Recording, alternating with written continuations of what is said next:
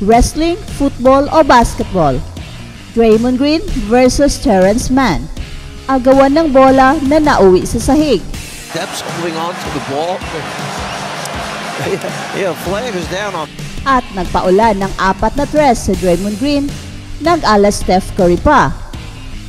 At napakaganda ng simula dito ni Draymond Green sa game ng Warriors versus Los Angeles Clippers, shooting 4 of 5 beyond the arc. At meron ring 2 3-pointer itong si Steph Curry. At si Klay Thompson ay nabigyan ng technical dito for entering the court.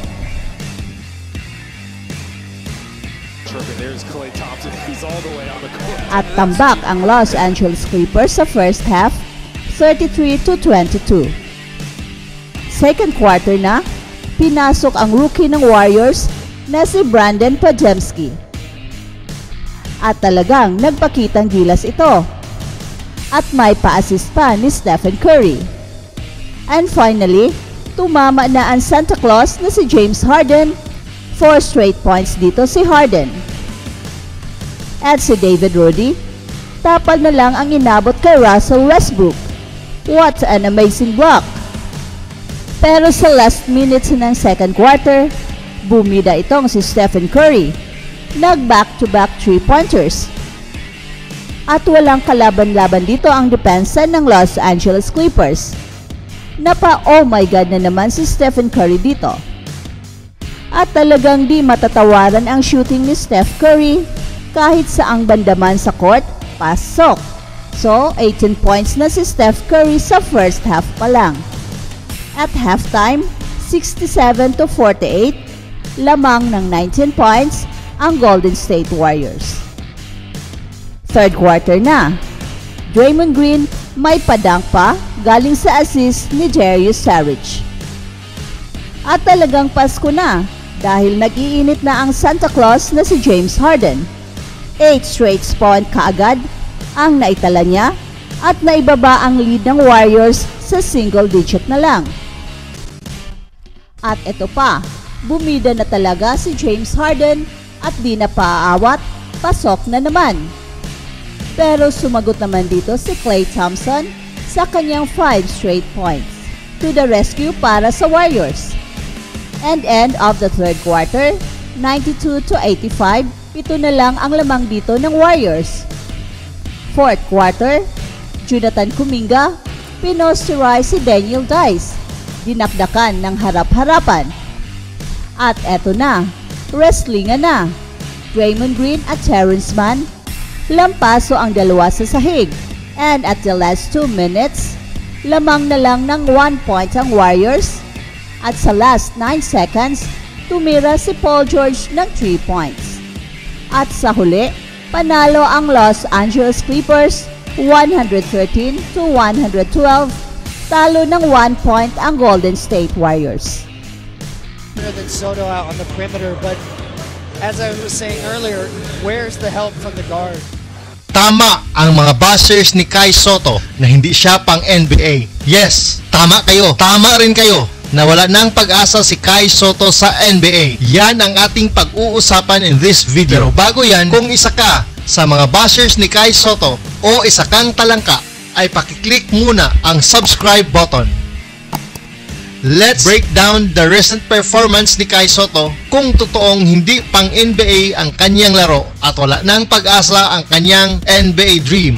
Sa ngayon ay hindi pa rin naglalaro si Kai Sotto sa Japan B-League para sa Hiroshima Dragonflies. Kaya ang latest video ni Kai Sotto ay ang sa NBA Summer League pa at ang sa FIBA World Cup while Kai was playing for Gilas Pilipinas. Dito natin malalaman at makikita ang kasagutan kung may pag-asa pa ba si Kai Sotto o wala sa NBA. First off the bat ay ang tapatang Kai Sotto at Karl Anthony Towns. Ito yung play na pinagfiestahan ng mga bashers ni Kai Sotto na kung saan kinain ni Karl Anthony Towns ng one-on-one si Kai Sotto. I-play natin. Well, here's a clear mismatch. Towns looking to take on another foul to be called again. Counted! Ano ba talaga ang nangyari in this play? Dito pa lang tingnan na natin ang defensive stance ni Kai Sotto. Very obvious. na siniguro ni Kai Sotto na hindi makapag-drive si Cat sa kanyang strong side, which is ang kanyang right side. Dapat itong maintindihan ng lahat. Kai Sotto made a very good defensive stance here as the primary defender. Wala namang problema kay Kai Sotto dahil ginawa niya lang ang dapat, which is to protect the right side. And true enough, hindi makaatake si Karl Anthony Towns sa kanyang right side. This is not a bad defense. Ang problema dito ay hindi dumating ang tulong. Junmar Fajardo is the last line of defense.